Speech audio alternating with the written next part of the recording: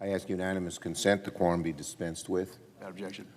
Well, Mr. President, on Friday, we learned the U.S. economy added only 22,000 jobs for the month of August, a paltry number, an abysmal number, worse than even the already low expectations. Donald Trump has steered our economy straight into an iceberg, and the SS Trump is sinking before our eyes. And I warn my Republican colleagues, the longer you remain aboard, the greater the danger you face of sinking with the ship. Because if one thing is certain, it's that the American people don't want to be paying more for things as simple as coffee and beef, fruits, vegetables. They don't want to see their electric bills go up. They don't want to see their rent go up. And they don't want to see it harder to find a job. But that's exactly what's happening right now. Senate Republicans remain on board this ship, the SS Trump, at their own peril. It's sinking.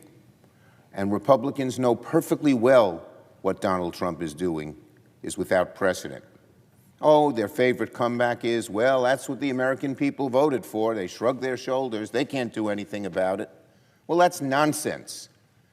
This summer, big American companies, Walmart, Target, Best Buy, Ace Hardware, and so many others have said they're raising prices or that costs will go up because of the tariffs. Americans didn't vote for that. Oh, no.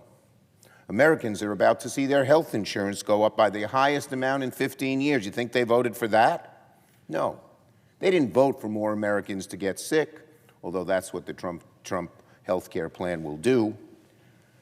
They didn't vote for more Americans to die, and that will happen as a result of this big, beautiful, quote-unquote, bill. Americans sure didn't vote for any of that. Americans want us to pass legislation that lowers health care costs, expands people coverage. They do not want us to vote to boot millions off their health insurance. They do not want the closings of hospitals, particularly in rural areas where the hospitals don't have much cushion. They don't want the laying off of doctors and nurses and health care workers, so they get less good coverage, and it takes much longer to get it. Americans didn't vote for that, but that's what happened.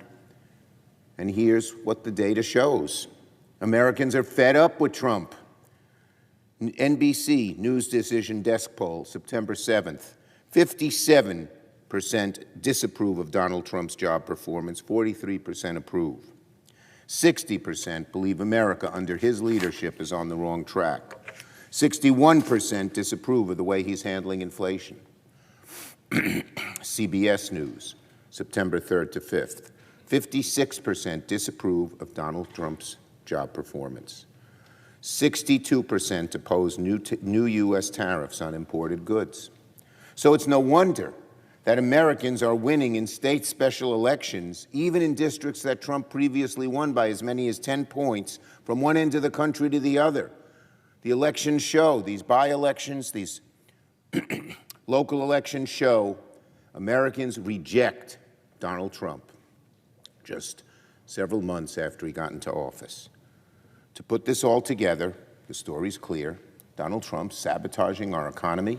He's sending health care costs through the roof. Americans are sick of his failures, which brings us to the work of Congress this month. It's less than 20 calendar days when government funding runs out, and a shutdown will happen if nothing is done. How Congress proceeds is up to our Republican colleagues. They are in charge. They run the House, they run the Senate, they have the presidency.